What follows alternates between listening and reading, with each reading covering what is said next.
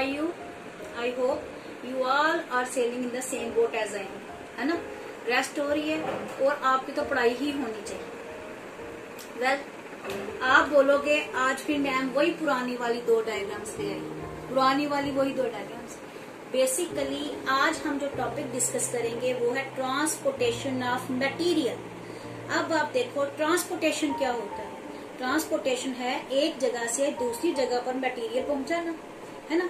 जितने भी living cell हैं, जो भी न्यूट्रिशन वो लेते हैं, जो भी ऑक्सीजन इनटेक करते हैं, उस मटेरियल को एक जगह से दूसरी जगह पहुंचना होता है। बेसिकली ट्रांसपोर्ट कहाँ से होता है? जहाँ पर उसकी अवेलेबिलिटी है। कहाँ जाना है? जहाँ पर उसको यूज होना है, स्टोर होना है ना, या जहाँ पर उसका काम है। तो ये जो ट्रांसपोर्टेशन ऑफ मटेरियल है ये हमारा नया टॉपिक रहेगा। अब फिर वहीं पे आ जाओ, मैम ले आई पुरानी डायग्राम पे। ये देखो डाइजेस्टिव सिस्टम और हमारा रेस्पिरेटरी सिस्टम। डाइजेस्टिव सिस्टम से न्यूट्रिशन चलेगी ब्लड में, न्यूट्रिशन चलेगी। यहाँ से क्या आ गई? ऑक्सीजन आ गई ब्लड में, है ना। कार्बन डाइऑक्साइड चलेगी दोबारा लंग्स में। अब ये क्या हुआ? ये हुआ ट्रांसपोर्टेशन ऑफ मटेरियल, ठीक है। ये जो ट्रांसपोर्टेशन ऑफ मटेरियल है किसके थ्रू होगा? कौन करता है? हमने यहीं पे अभी बोला ब्लड के थ्रू चलेगी। तो ब्लड क्या है हमारे पास? Medium of transport. ब्लड क्या है? Medium of transport. अब ट्रांसपोर्टेशन में जो हायर ऑर्गेनिज्म है वहां पर जो है सेल टू सेल डिफ्यूजन काम नहीं आएगी। बेसिकली जितने भी लिविंग ऑर्गेनिज्म है सब में ट्रांसपोर्टेशन होगा बॉडी में, लेकिन ये जो हायर ऑर्गेनिज्म है जहाँ पे लॉन्ग डिस्टेंस कवर करना है मटेरियल को, वहां पर हमें ट्रांसपोर्टेशन पढ़ने के लिए पढ़ना पड़ेगा सर्कुलेटरी सिस्टम। सर्कुलेटरी सिस्टम में क्या आएगा? सर्कुलेशन क्या है? सर्कुलेशन ऑफ मटेरियल, मतलब जो न्यूट्रिएंट्स हैं, जो ऑक्सीजन है, जो हार्मोन्स हैं, जो दूसरे सबस्टांसेस जो जरूरी है सेल्स के लिए, उनका सेल्स तक का जाना और सेल से एक्सक्रीटरी वेस्ट उठाकर, ठीक है, एंड पॉइंट ऑफ एक्सक्रीशन तक कर लाना। ये काम कौन करेगा? ब्लड। और ये चीजें सर्कुलेट होंगी, इसलिए हमें पढ़ना पड़ेगा blood circulatory system. Circulatory system के कंपोनेंट्स हैं। सर्कुलेटरी सिस्टम में क्या आएगा? सबसे पहले आएगा पंपिंग ऑर्गन, हार्ट। क्या आएगा? हार्ट, जो एक पंप है। ये पंप जो है ये किसको? फ्लूइड को पंप करेगा। वो फ्लूइड क्या है? ब्लड। वो फ्लूइड क्या है? ब्लड। और ये ब्लड जिन ट्यूब में बहेगा, जिन ट्यूब में फ्लो करेगा, वो क्या है? Blood vessels. वो क्या है? Blood vessels. यहाँ पर आपको एक चीज और समझनी है। ये जो फ्लूइड, सर्कुलेटिंग फ्लूइड है ब्लड के अलावा हमारी बॉडी में एक और फ्लूइड है, ठीक है, ब्लड से ही बना है, ब्लड से ही यूज हुआ, जिसको हम कहते हैं लिम्फ। जिसको हम क्या कहते हैं? लिम्फ। तो हम कहेंगे हमारे सर्कुलेटरी सिस्टम के कंपोनेंट्स हैं हार्ट जो पंपिंग ऑर्गन है, ब्लड वेसल्स जो ट्यूब्स हैं ब्लड की फ्लोइंग के लिए, और सर्कुलेटिंग फ्लूइड है ब्लड एंड लिम्फ। अब कौन सा फ्लूइड सर्कुलेट कर रहा है उस पर डिपेंड होते हुए हम सर्कुलेटरी सिस्टम को 2 भागों में बांट देते हैं। एक हम बोलते हैं ब्लड सर्कुलेटरी सिस्टम, ब्लड। दूसरा क्या आ जाएगा? Lymphatic system.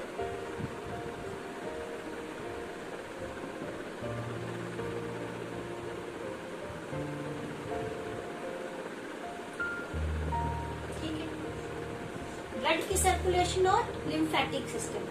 पहले हम आएंगे अपने जान पहचान के टॉपिक पे। कौन सा आएगा हमारा? ब्लड। उसके बाद हम बात करेंगे लिम्फ की।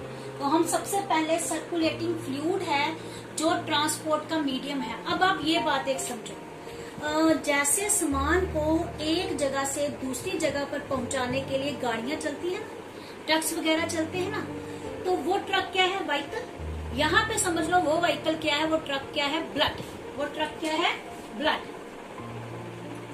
अब ट्रक किस पे चलता है? रोड्स पे। ट्रक किस पे चलते हैं? रोड्स पे।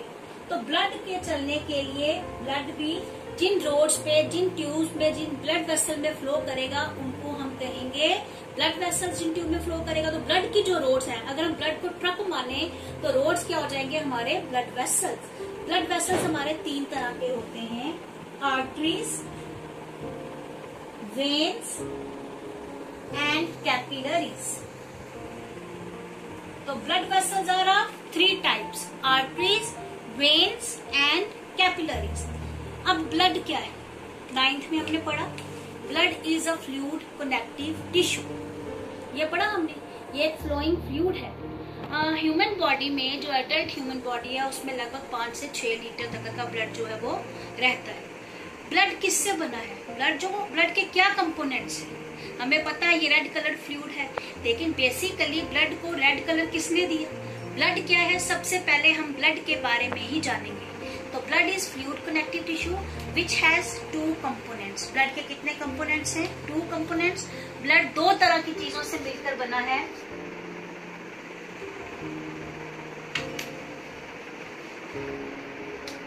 ब्लड,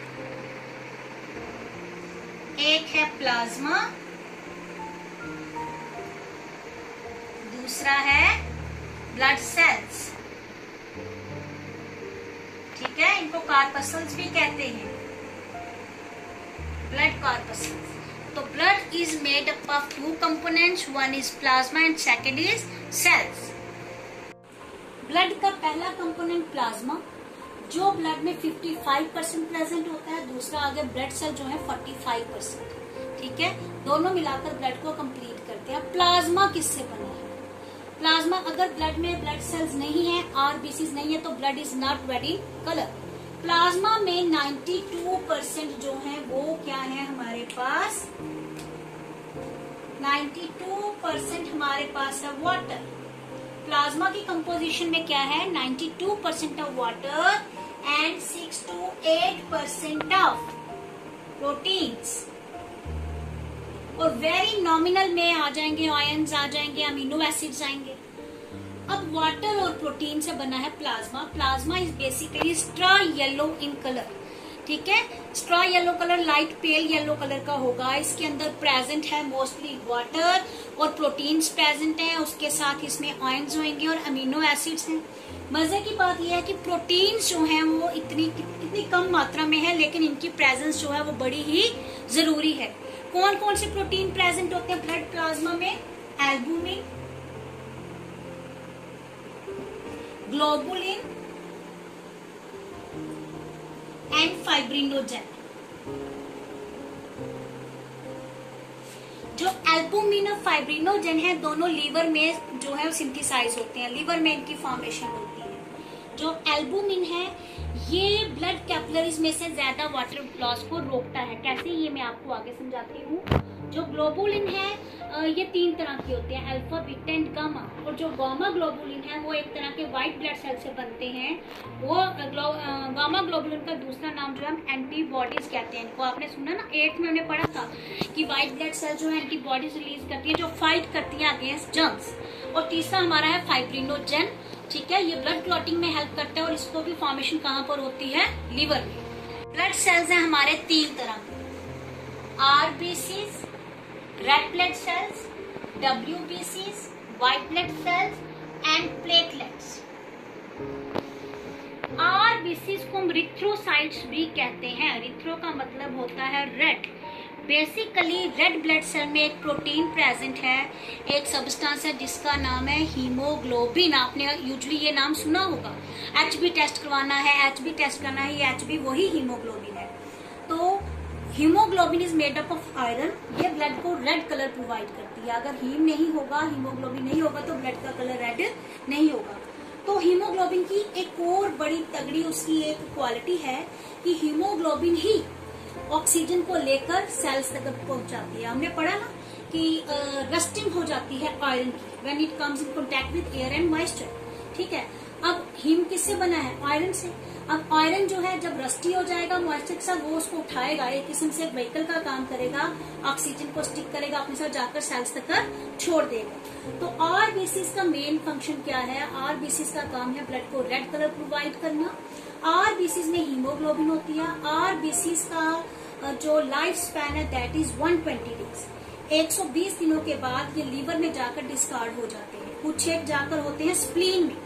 स्प्लीन को ग्रेवयार्ड भी कहा जाता है और ब्लड बैंक भी कहा जाता है, क्योंकि वो कुछ फ्रेश सेल्स जो हैं वो भी बचा कर रखते हैं इमरजेंसी के लिए। ठीक है, इनका काउंट कितना होता है? इनका काउंट है 4.5 लाख तक, 4.5 से 5 मिलियन, 4.5 to 5 मिलियन पर क्यूबिक मिलीमीटर ऑफ ब्लड। ठीक है, उसके बाद इसका काम क्या हो गया, ऑक्सीजन को कैरी करना, ऑक्सीजन की ट्रांसपोर्टेशन करना। आगे हमारे WBCs, व्हाइट ब्लड सेल्स, इनको ल्यूकोसाइट्स भी कहते हैं। White blood cells are soldier of our body, they fight against any infection. जब हमें कोई इन्फेक्शन होता है तो ये एंटीजन्स, एंटीबॉडीज बनाते हैं जो उस इन्फेक्शन के अगेंस्ट लड़ते हैं। तो ये हमें इम्यूनिटी के लिए, हमारी इम्यूनिटी को बढ़ाते हैं WBCs। WBCs का काउंट जो है वो 7 से 8,000 रहेगा और इनका लाइफ स्पैन रहेगा कुछ 12 घंटों से कुछ दिन तक रहेगा। ठीक है। प्लेटलेट्स जो हैं ये टुकड़े हैं सेल्स के, ये फ्रेगमेंट्स होते हैं। Platelets are necessary for clotting of blood. Platelets का काउंट रहता है 3.5 लाख तक पर क्यूबिक मिलीमीटर ऑफ ब्लड। और मजे की बात यह, इनका लाइफ स्पैन 7 to 10 डेज। लेकिन अगर प्लेटलेट्स नहीं होते हैं तो ब्लड क्लॉटिंग में मुश्किल होती है। ब्लड क्लॉटिंग का मतलब जब कभी हमें कोई इंजरी होती है तो वहां से ब्लड पूज करना शुरू हो जाता है ना, लेकिन थोड़ी देर के बाद अपने आप ब्लड रुक जाता है। वो ब्लड को रोकने वाला कौन है, ये प्लेटलेट्स। ये सब होता कैसे मैं आपको बताती हूँ। जो ब्लड प्लेटलेट्स हैं, जब हमें सपोज कहीं पे यहाँ पे कट लग गया और ब्लड निकलना शुरू हो गया तो प्लेटलेट्स रप्चर करेंगे और एक प्रोटीन, एक सब्सटेंस रिलीज करेंगे, प्रोथ्रोम्बिन। ये प्रोथ्रोम्बिन कैल्शियम के साथ मिलेगा और थ्रोम्बिन नाम की प्रोटीन बनाएगा। ये प्रोटीन के लिए विटामिन के इज वेरी एसेंशियल। अब ये जो प्रोथ्रोम्बिन है ये क्या करेगी, यहाँ पर ये जो इनसॉल्युबल, ये मतलब जो है ये सॉल्युबल प्रोटीन है फाइब्रिनोजेन। ये फाइब्रिनोजेन को एक फाइब्रिन में कन्वर्ट करेगी और वो फाइब्रिन रेशो जैसे बनाएगा। सपोज ये हमारी फिंगर है, ठीक है, यहाँ पे हमें कट लग गया, ब्लड पूज करना शुरू हो गया, तो वो फाइब्रिन क्या करेगी, यहाँ पर आकर एक क्लॉट बनाएगी जिसकी वजह से ब्लड पूज करना बंद कर जाएगा। अगर ये प्लेटलेट्स ना हो तो छोटे से छोटे कट में भी इतनी ज्यादा ब्लीडिंग होगी कि डेथ भी हो सकती है। अब दोबारा यहाँ पे आते हैं। ब्लड जो है वो मीडियम ऑफ ट्रांसपोर्टेशन है, सर्कुलेटरी सिस्टम का मेन कंपोनेंट है। सर्कुलेटरी सिस्टम के मैंने बताया 3 कंपोनेंट्स, कौन कौन से, heart, blood vessels. Blood vessels की हमने थोड़ी बात की, थोड़ी अभी और करेंगे। सबसे पहले हम बात करेंगे मीडियम की, ब्लड की। ब्लड 2 कंपोनेंट से बना है, blood plasma and blood cells. Plasma को मैंने बताया कि 92% ऑफ वाटर और 6 to 8% प्रोटीन है। प्रोटीन के बारे में हमने बात की, एल्बुमिन क्या करता है, ग्लोबुलिन क्या करता है, फाइब्रिनोजेन क्या करता है। इसी तरह 3 तरह के हमारे पास आ गए ब्लड सेल्स। तीनों के फंक्शन हमने जाने। अगर हम ओवरऑल बोले ब्लड का फंक्शन क्या है, तो ब्लड प्रोवाइड करता है ऑक्सीजन, ब्लड प्रोवाइड करता है न्यूट्रिशन, ये बॉडी टेम्परेचर को रेगुलेट करता है, मैंने बोला वाटर को रिटेन करता है तो ऑस्मो रेगुलेशन करता है। ढेर सारे फंक्शन हमारे ब्लड में ये करता है। ठीक है। अब ब्लड की बात हुई, अभी मैंने एक और सर्कुलेटिंग फ्लूइड का नाम लिया था, लिम्फ लिया था नाम, अगर किसी को याद हो। 9th में शायद आपको थोड़ा बहुत लिम्फ का कंसेप्ट होगा। तो अब मैं आपको बताऊंगी लिम्फ क्या है। ठीक है। दूसरा सर्कुलेटिंग फ्लूइड क्या है ब्लड के अलावा, लिम्फ। लिम्फ कहाँ से आया, पहली बात कि लिम्फ का दूसरा नाम है extra cellular fluid, interstitial fluid, इसी को टिश्यू फ्लूइड भी कहते हैं। कितने नाम हो गए इसके, लिम्फ क्या है, टिश्यू फ्लूइड, इसी को एक्स्ट्रा सेलुलर फ्लूइड, इसी को हम कहेंगे इंटरस्टिशियल फ्लूइड। अब ये लिम्फ क्या है, कहाँ से बना, अब देखो मैंने बात की थी कि सपोज ये जो ऑर्गन्स हैं, ऑर्गन्स तक ब्लड को लेकर कौन जाता है, ब्लड कैपिलरीज, ब्लड कैपिलरीज लेकर जाते हैं। अब ये जो ब्लड कैपिलरीज हैं, ठीक है, ये ब्लड डायरेक्टली कांटेक्ट में नहीं होता सेल्स के। ये अगर सेल है तो ये जो ब्लड कैपिलरीज हैं ये सेल के डायरेक्टली कांटेक्ट में नहीं है। यहाँ पर क्या होगा, अब कैपिलरीज क्या है, स्मॉल ट्यूब्स है, थिन वॉल, ये सिंगल वॉल की ट्यूब्स होती है। यहाँ पर ब्लड जो है बड़े प्रेशर से जो है वो मूव करता है। प्रेशर के कारण यहाँ से कुछ एक फ्लूइड जो है वो ऊज होके बाहर आ जाता है। ठीक है। ये जो ब्लड कैपिलरी से छन कर, ये है ब्लड कैपिलरीज, यहाँ से छन कर जो फ्लूइड बाहर आया, ये फ्लूइड क्या है, ये है लिम्फ। ये क्या है, लिम्फ। अब जितना लेन देन होगा सबस्टांसिस का वो लिम्फ में होगा। लिम्फ ही न्यूट्रिएंट्स, ब्लड न्यूट्रिएंट्स देगा लिम्फ को, लिम्फ देगा सेल को, सेल कार्बन डाइऑक्साइड देगा लिम्फ को, लिम्फ देगा ब्लड को। ये लिम्फ ब्लड से ही ऊज होकर आएगा और दोबारा लिम्फेटिक सिस्टम जब हम पढ़ेंगे हम जानेंगे कि वो पूरे का पूरा सिस्टम, लिम्फ कैपिलरीज दोबारा उसको उठाएंगी, लिम्फ वेसल में डालेंगी, लिम्फ दोबारा उसको ब्लड में डालेगा, ये ब्लड की वॉल्यूम को दोबारा कंप्लीट करेगा। अगर हर बार ये बाहर आता जाए, ऊज होता जाए, वापस अंदर नहीं जाएगा तो ब्लड कम हो जाएगा ना। ये ब्लड की वॉल्यूम को मेंटेन रखता है। सिर्फ आपने याद रखना है कि ये इंटरस्टिशियल फ्लूइड है जो कैपिलरी से छनकर बाहर आता है। ये पेल येलो है, इसमें कोई आरबीसीज नहीं होते, इसमें लिम्फोसाइट्स होते हैं। लिम्फोसाइट्स भी जो है वो हमारे इम्यून सिस्टम को स्ट्रॉन्ग करते हैं, ब्लड को फिल्टर करते हैं। तो आपने क्या याद रखनी है, लिम्फ इज इंटरस्टिशियल या एक्स्ट्रा सेलुलर या tissue fluid which oozes out from the blood capillaries. Cell जो बात करते हैं वो इसी में करते हैं। जितना एक्सचेंज ऑफ मटेरियल होता है वो डायरेक्टली ब्लड और सेल में नहीं होता, ये मिडिल मैन है। Lymph is middle man between cells and blood capillaries. तो लिम्फ क्या है, मिडिल मैन है। ये मिडिल मैन का काम करता है, एक्सचेंज ऑफ मटेरियल सेल्स और कैपिलरीज में इसी के द्वारा होगा। तो क्या होगा, जैसे हमारे पास सर्कुलेटरी सिस्टम है, हमारे पास ब्लड वेसल्स हैं, उसी तरह लिम्फ वेसल्स हैं। लिम्फ कैपिलरीज जो है वो एक्स्ट्रा सेलुलर सामान उठाएंगी, वेस्ट उठाएंगी और डाल देंगी लिम्फ वेन में। लिम्फ वेन जो है वो यहाँ पर सब क्लेवियन वेन होती है। लिम्फ वेन सारे का सारा लाकर वहां डालेंगे। लिम्फ के जो जगह जगह पर लिम्फ नोड्स होते हैं जहां पर ब्लड फिल्टर होता है, ठीक है, ब्लड को फिल्टर करके वो मेन दोबारा कहाँ डाल देंगे, सब क्लेवियन वॉल में। जब हम हर्ट पढ़ेंगे उस समय इस चीज को हम दोबारा वहां पर डिस्कस करेंगे। तो आज आपने क्या पढ़ा कि ब्लड जो है दो सर्कुलेटिंग फ्लूइड है हमारी बॉडी में। ट्रांसपोर्टेशन ऑफ इन एनिमल्स या ह्यूमन में हम पढ़ेंगे तो हेडिंग के अंदर पढ़ेंगे सर्कुलेटरी सिस्टम। सर्कुलेटरी सिस्टम में हमारे पास आएगा हार्ट, ब्लड और ब्लड लिम्फ, ये दोनों सर्कुलेटिंग फ्लूइड हैं। और पढ़ेंगे ब्लड वेसल्स। अब थोड़ा सा हम ब्लड वेसल के बारे में जानेंगे और आज का टॉपिक फिर खत्म करेंगे यहाँ पे, ठीक है। अब हम बात करेंगे ब्लड वेसल्स की। ब्लड वेसल्स तीन तरह के, arteries, veins and capillaries. Arteries क्या है, आर्टरीज वो ब्लड वेसल हैं जो हार्ट से ब्लड को लेकर सभी बॉडी पार्ट्स की तरफ जाते हैं। आर्टरीज जो है इनमें तकरीबन ऑलमोस्ट इनमें ज्यादातर जो है वो प्योर ब्लड ही फ्लो करता है, एक्सेप्ट एक पल्मोनरी आर्टरी है, यहाँ पर एक्सेप्शन रहेगी, एक्सेप्ट पल्मोनरी आर्टरी। जब हम हार्ट पढ़ेंगे तो इसके बारे में मैं आपको दोबारा पूरे अच्छे तरीके से बताऊंगी। आपको याद रखना कि arteries carry oxygenated and high pressure blood. Oxygenated blood का मतलब वो ब्लड जिसमें ऑक्सीजन का अमाउंट ज्यादा होता है उसको हम ऑक्सीजनेटेड ब्लड कहते हैं, और जिसमें कार्बन डाइऑक्साइड का अमाउंट ज्यादा रहता है उसको हम डीऑक्सीजनेटेड ब्लड कहते हैं। तो हार्ट से अवे लेकर जब हार्ट में ब्लड की ऑक्सीजनेशन लंग्स में होती है और ऑक्सीजनेटेड ब्लड हार्ट पंप करता है तो आर्टरीज उनको लेकर सभी बॉडी पार्ट्स तक चल पड़ती है। मतलब arteries carry blood away from heart, arteries carry blood away from heart. Arteries are deep seated, ये डीपली सीटेड होती है हमारी बॉडी में। जैसे हमारी ये जो पल्स रेट वाली आर्टरी है ना, ये हमें थोड़ी सी दिखती है। अगर आप हाथ लगाओगे ना अपने यहाँ पे तो कुछ आपको थोड़ा हार्ड जैसा दिखेगा। साइड पे तो हड्डियां है ना, साइड पे क्या है, हड्डियां, और यहाँ पर बीच में जो दिख रही है ये आपको आर्टरी है जहाँ पर हम पल्स रेट फील करते हैं, ठीक है। तो जो वेन्स हैं, veins are superficial, arteries are deep seated, veins are superficial, ये प्लाती होती हैं, ऊपर वाली हिस्सों में होती हैं। और वेन्स जो है ये हमेशा कैरी करती हैं deoxygenated blood accept for pulmonary veins. ये वो वेन्स हैं जो लंग्स से ब्लड लाकर हार्ट में डालती हैं, ठीक है। अभी बात करते हैं इसके बारे में। तो veins carry blood towards the heart, जो डीऑक्सीजनेटेड ब्लड है पूरे शरीर से इकट्ठा कर वेन्स हार्ट की तरफ ले जाती हैं ताकि उसकी ऑक्सीजनेशन हो जाए। और कैपिलरीज जो हैं ये very thin walled blood vessels हैं, इनका काम है एक्सचेंज ऑफ मटेरियल। जितना एक्सचेंज ऑफ मटेरियल होगा that will be through blood capillaries. तो हम ध्यान रखेंगे आर्टरीज, वेन्स और capillaries. Arteries take blood away from heart, they carry oxygenated blood except pulmonary artery.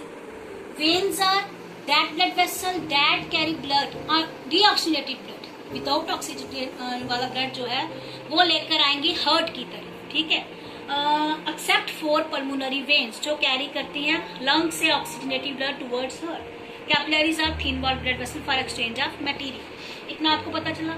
अब एक और चीज हम जानेंगे कि आर्टरीज जो हैं उनमें कोई वॉल्व नहीं होता। आर्टरीज में ब्लड जो है हमेशा प्रेशर से बहता है, वेन्स में ब्लड जो है वो धीरे धीरे बहता है, इसलिए वेन्स के अंदर वॉल्व्स होते हैं। वॉल्व्स इसलिए to prevent backward entry of blood, ताकि ब्लड दोबारा पीछे न जाए। एक बार आगे आ गया तो दोबारा आगे ही आएगा, ठीक है। तो ये हमारे आगे ब्लड वेसल, सर्कुलेटरी सिस्टम के दो कंपोनेंट्स, हमने ब्लड वेसल के बारे में जाना, ब्लड के बारे में जाना। अब कल का टॉपिक जो है बड़ा इंटरेस्टिंग होने वाला है, क्योंकि वो है दिल का मामला। ठीक है, नेक्स्ट टॉपिक में हम पढ़ेंगे हार्ट, और ये पूरी चीजें, पल्मोनरी आर्टरी क्या है, पल्मोनरी वेन क्या है, ये सारी चीजें हम वहां पर क्लियर करेंगे। तो next topic will be heart. Heart कैसे काम करता है, हार्ट का जो पाथ जो है वो ब्लड का क्या है, कहाँ से कहाँ, ये सारा नेक्स्ट टॉपिक।